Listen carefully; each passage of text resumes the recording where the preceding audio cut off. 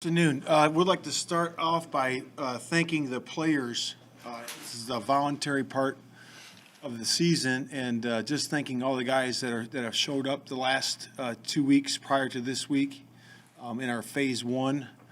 In that phase, we're working with the strength staff, and I want to also thank those guys. They've done a great job integrating the players into our new systems in terms of the nutrition, strength and conditioning.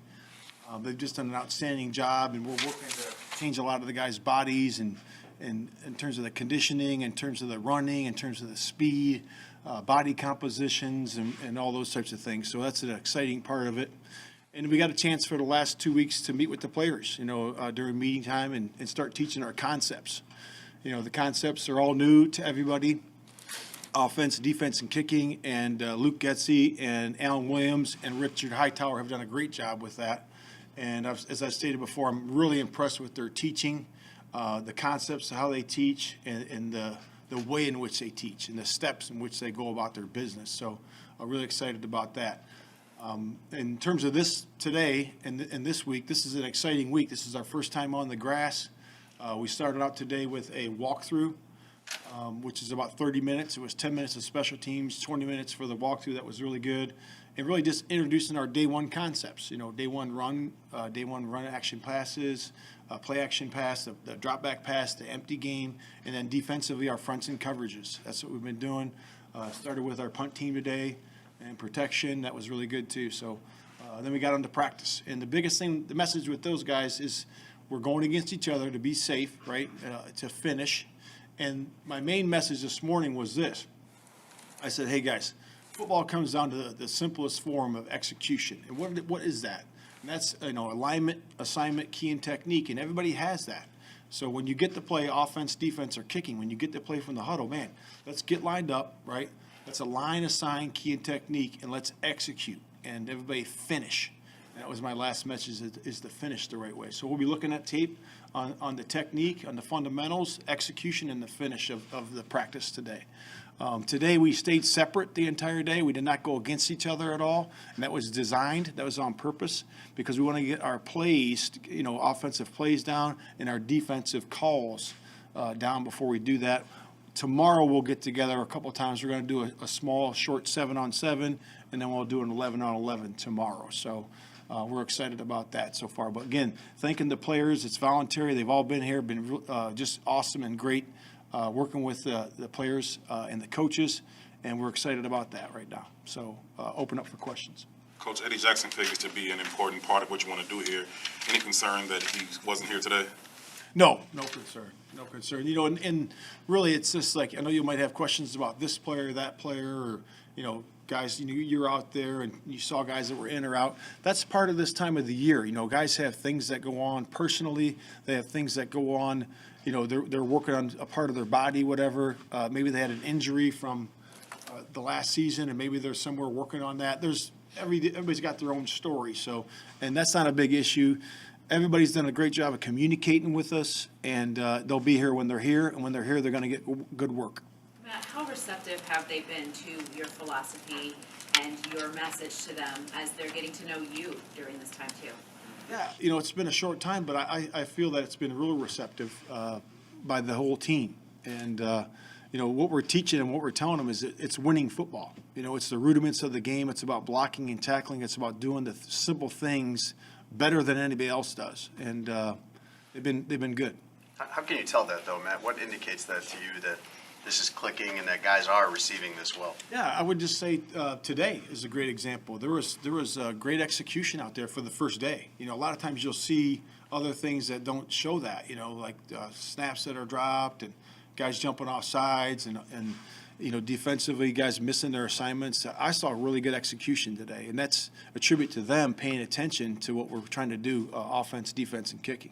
Matt, what do you want to see from Justin Fields this week? He's just soaking it in and learning and taking command of the offense. And that's what he's doing. He's done a great job with that so far. I thought he did an excellent job today. He really did. He was in command of the offense, really every play that I saw, and there's certainly when you're working with 11 guys, there was a mistake here and there by this person or that person, but man, he had really good command today. What are you noticing about the way he's kind of adapting to learning a new playbook and working with Luke? Yeah, just I've noticed just his confidence. You know, he's got really good confidence in the room. When I'm in the quarterback room, when I'm in the offensive room, calling out the plays, executing, and then what the adjustments are if we may have that for that particular play. But confidence, I would say. With Luke Getzy, how do you describe him as a teacher and as a communicator?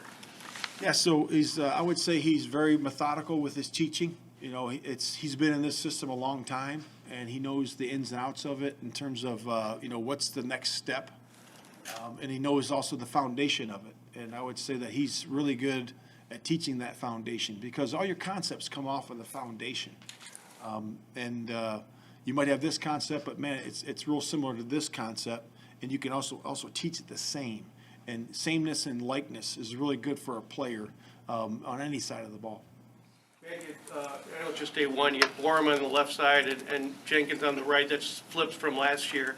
What's the thought process of Luke or whoever that made that decision as far as having those guys at those spots? Yeah, and we're looking at a lot of things right now. So you might see guys in a lot of different spots. A guy could be playing X receiver or Z receiver or U tight end, Y tight end, left defensive end, right defensive end. We're going to play with a lot of different combinations right now because we're just trying to figure out what guys do and what they do the best.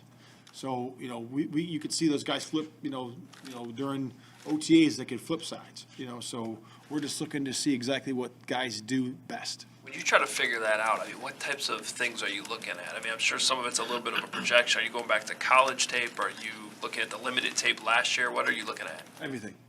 Yeah, we're looking at everything. We want to make sure that we look at all the information and then make a good decision. And this is a work in progress. We're going to work this all the way through to the first game. So we're going to try different combinations in there on both sides of the ball. So that could be fluid until actually week one of the regular season? It depends on how long it takes to make the decision. You know, yes, it could be. I think you got to be flexible with that, you know, and then see what guys can do, you know, and then push boundaries. I think you want to push boundaries with players and say, okay, we're going to push you to this point or put you in a new spot to push you in a different way to see if you can do it. And then, yes, you can do it. Or, hey, it's a little bit of a struggle. Hey, keep working at it, and keep coaching him, and then he might get it, you know, at whatever position. So I think you got to push him that way and challenge him. I know you've said before with Justin this year, it's about getting the ball out of his hands quickly. When you can't simulate like live drills and pass rush at this point of the off season, how do you go about having him like hone that skill? Yeah, I think it's about footwork and then the timing, footwork and timing. You know, there should be a clock, you know, on every single drop that he takes. There's the drop, the number of steps, and then there's a hitch or there's a second hitch. And the ball's got to be out of his hands on the first one or the second one, based on the coverage and based on the call. He talked earlier about like when he's in the gun, changing his footwork from going from like I think it's from right to left. Has that helped him getting the ball out quicker, just from what you've seen so far? Yeah, I don't know. I can't answer that right now, but I'm sure it will eventually. And I think that his footwork is getting a lot cleaner, and that's going to help him, you know, get through the ball and get it out faster. What are you learning about this new role for you? I mean, as you start your first minicamp as a head coach? Yeah, it's been great. It's been great because I had a chance to go and visit with every position today. That's really good, and I got my eyes on a few guys that I want to look at and see what their skill sets are. So I got a chance to do that, but it's enjoyable. I really like it, and I get a chance to talk to each of the coaches, not only on the field but also get to in every position room, talk to those guys, and visit with them, you know, and see how they coach, and that's been enjoyable. Are you able to sense leadership qualities in Justin, and if so, in what ways do you see that? Yeah, I really do. I want to see leadership qualities with everybody, because I always say this, is that, you know, everybody, when you're part of a group, everybody needs to lead, and everybody needs to pivot and follow at some point. You just do, you know, and I think that coach, player, quarterback, head football coach, coordinator, you're going to have to listen to the people around you, right, because it's a team, and you're going to have to pivot. And when it's time to lead, you got to step up and lead and get the direction going there. And I've seen that from him, and he's done a good job with that so far. Coach, how do you go about earning credibility with the players yourself? Coming in at this point in the year, how do you view that? I would just say, just be myself. Just be myself. I think it's if you try to be somebody else and it's not honest and truthful, I think you lose credibility. I think when you're honest and truthful and upfront with guys, and you tell them exactly, and you put it on the table, so it's plain to see, and then you challenge them to get that done, they appreciate that, and they respect that. Matt, some coaches like to have a locker room set up where all the players are by position, and others in recent years have done the intermingling, so players get to know each other, whatever. Which one do you prefer? Which will you have? Well, I don't know about locker room setup. I think that's could be an important piece of it, but I do think that, and I've said this before, is that we should not see offense and defense and kicking. We should see the Chicago Bears. So, I know one thing in the weight room we'll do is we have the offense and defensive line lift together. Because that's an important thing that we do. And then the skill guys lift together. Not just offensive skill, all skill lifts together. I think that's a way to get that camaraderie and build that unity within the group. But we don't want that. We want to be Chicago Bears. Offense, defense, and kicking, that doesn't matter. But as far as the locker room itself, that hasn't been determined, or you just go with what they had as far as the setup? Yeah. We only got 50 guys on the roster right now, so we got guys that are in their lockers where they are. We haven't changed or adjusted the locker yet. Matt, it's only a couple days, and it's obviously pretty ground level at this point, but do you expect this week at all to help inform the draft process for next week and helping you get a better understanding of what you have, what you might not have? Yeah, I think that's an ongoing process, to see exactly where we are. We'll have meetings all the way up to the draft, and certainly that'll be part of it. That'll be part of the discussion for sure. Matt, in this early phase, how much do you have to coach your coaches to make sure that they're who you think they are, hope they are, and to make sure everybody's singing from the same hymn book, so to speak?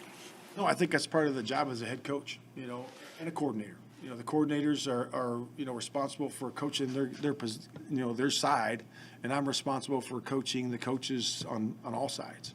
And sometimes it might just be, hey, I saw in that drill where you can show them one thing, hey, this is how we finish. This is make sure that we finish all the way through, or a technique or a fundamental that you might want to adjust or show the coach.